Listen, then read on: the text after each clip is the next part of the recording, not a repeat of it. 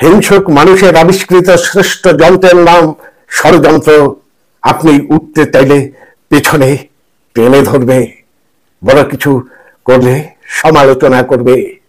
আপনি স্বপ্ন দেখলে তারা আপনাকে হতাশ করবে। এসব কিছুর মাঝেও আপনাকে বেঁচে থাকতে হবে, টিকিয়ে থাকতে হবে, স্বপ্ন পূরণ করতে হবে।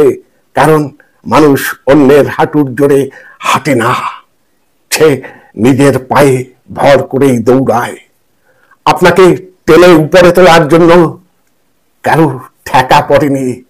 আপনি কঠোরভাবে চেষ্টা না করলে কার কার এত দায় পড়েছে আপনার জন্য সাহায্যের ডালা সাজিয়ে বসে থাকবে?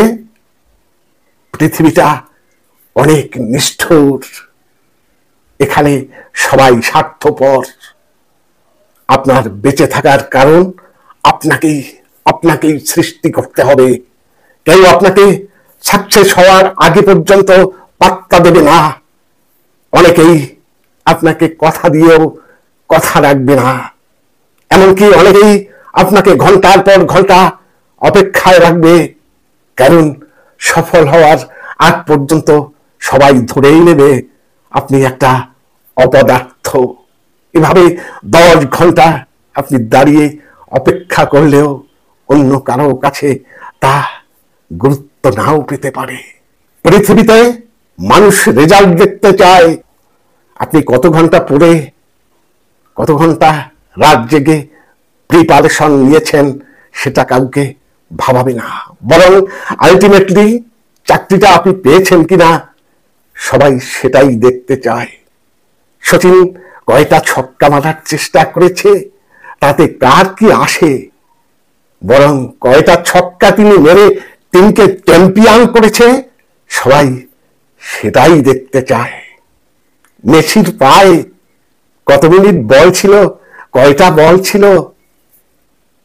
কয়টা বল তিনি গোলপোস্টে গোল করেছেন, দর্শক এসব দেখতে চায় না। আলটিমেটলি দিন শেষে দর্শক এটাই দেখতে চায় মেসির টিম আর্জেন্টিনা জিতেছে কিনা। লাইফটা রেজাল্টের উপর দাঁড়িয়ে থাকে।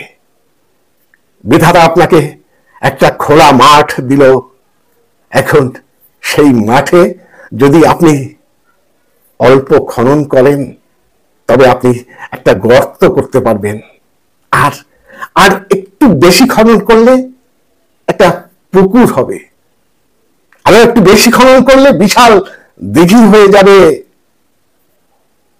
আপনি যা খুশি করতে পারবেন।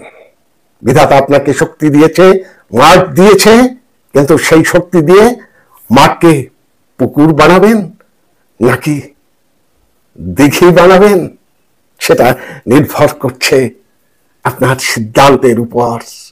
সেটা নির্ভর করছে আপনার সিদ্ধান্তের উপর। আজ এই পর্যন্ত, আবার দেখা হবে পরবর্তী কোনো এপিসোডে। ততক্ষণ ভালো থাকবেন, সুস্থ থাকবেন। ধন্যবাদ।